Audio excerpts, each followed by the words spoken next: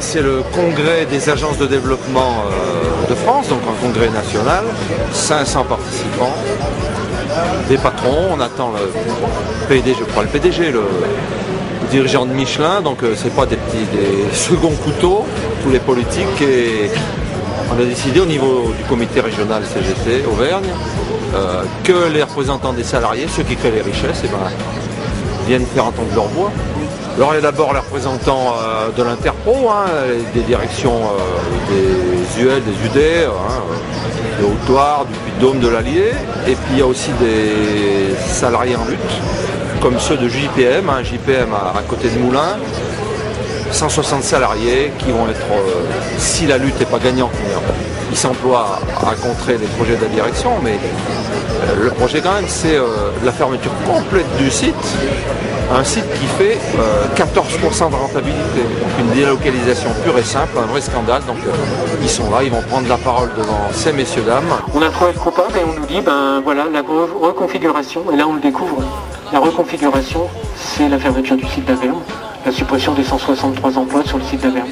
Là c'est dur à vivre parce que vous regardez vos collègues, les mines, et puis ça sombrise, vous voyez des larmes sur les joues, là on est entre deux, uniquement avec l'employeur et les élus, c'est dur. C'est dur parce qu'après il faut aussi, ça a été fait comme ça, quelques minutes plus tard, descendre de l'atelier, réunir avec la sirène, c'est une habitude chez nous maintenant, tout le personnel. Les mines sont graves, vous dites ça, c'est le silence, et après c'est l'effondrement, l'incompréhension, la trahison. Pour nous, la trahison, parce qu'en fait, nous avons appliqué tout ce que le groupe nous a dit. Nous avons obéi.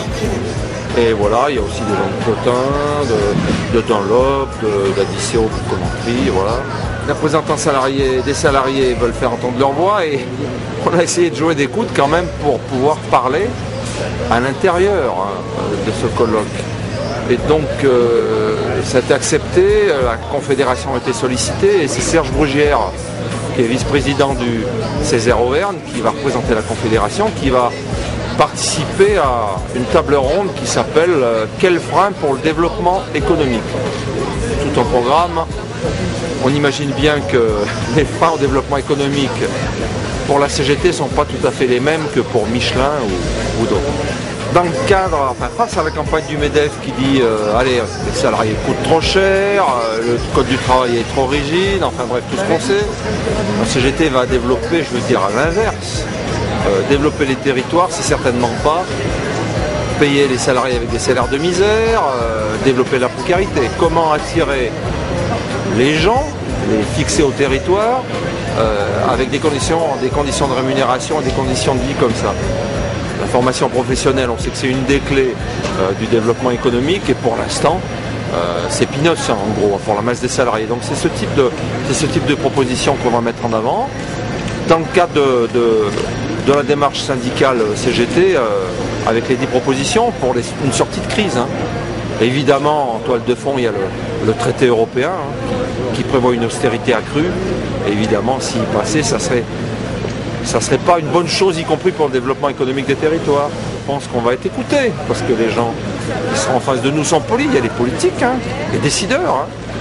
Entendu, c'est peut-être une autre chose, mais on compte bien faire entendre encore notre voix le 9 octobre dans les différentes initiatives qui sont prévues, Paris, Lyon, Clermont pour certains. C'est un vrai tremplin. On est satisfait qu'il y ait beaucoup de militants de la CGT, sur une initiative quand même pas nationale pour nous. Donc oui, ça va être un tremplin pour notre région. Oui. Si les médias nous couvrent, mais je pense qu'ils vont jouer le jeu.